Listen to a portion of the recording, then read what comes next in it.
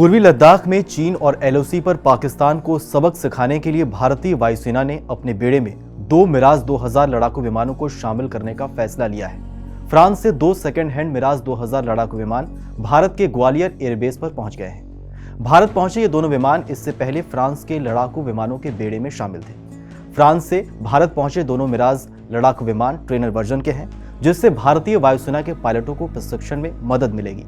सूत्रों की माने तो भारत पहुंचे इन दोनों विमानों को हिंदुस्तान एरोनॉटिकल्स लिमिटेड से चल रहे मिराज अपग्रेड प्रोग्राम के तहत अब नए मानकों पर अपग्रेड किया जाएगा। इस प्रोग्राम के तहत इसमें पुरानी तकनीक की जगह नई तकनीक डाली जाएगी। माना जा रहा है कि अपग्रेड होने के बाद ये विमान दुश्मन के लिए और घातक हो जाएंगे। आपको बताएं तो इस वक्त भारत के पास करीब 51 मिराज विमान है, जिसमें 3 स्क्वाड्रन बने हुए हैं और सभी की तैनाती ग्वालियर एयरबेस स्टेशन पर है। फ्रांस की मदद से भारत इन विमानों को अपग्रेड कर रहा है। बता दें कि भारतीय वायुसेना के पास पहले से भी मिराज लड़ाकू विमानों का बेड़ा है, जिसकी तैनाती इस वक्त ग्वालियर एयरबेस पर है। मिराज विमानों की भारतीय वायुसेना में अहमियत और इसकी ताकत का अंदाजा आप इस बात से लगा सकते हैं कि भारत ने जब 26 फरवरी 2019 को बालाकोट एयर स्ट्राइक की थी, तब 12 मिराज 2000 जेट्स ने नियंत्रण रेखा पार करके पाकिस्तान में घुस गए और जैश-ए-मोहम्मद की ओर से चलाए जा रहे आतंकवादी कैंप्स को ध्वस्त कर दिया था।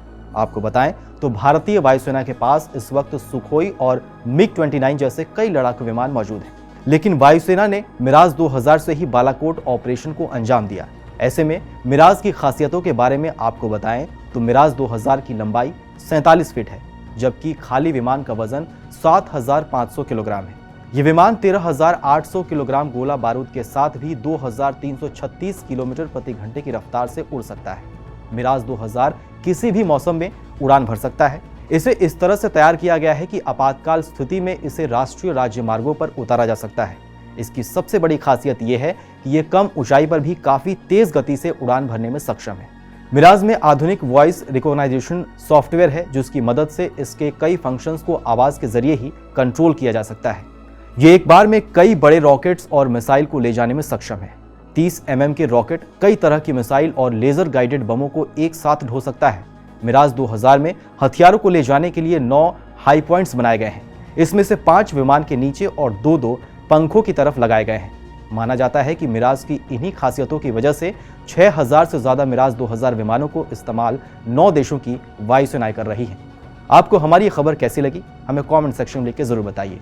बाकी देश और दुनिया की तमाम बड़ी खबरों के लिए देखते रहिए TV9 डिजिटल।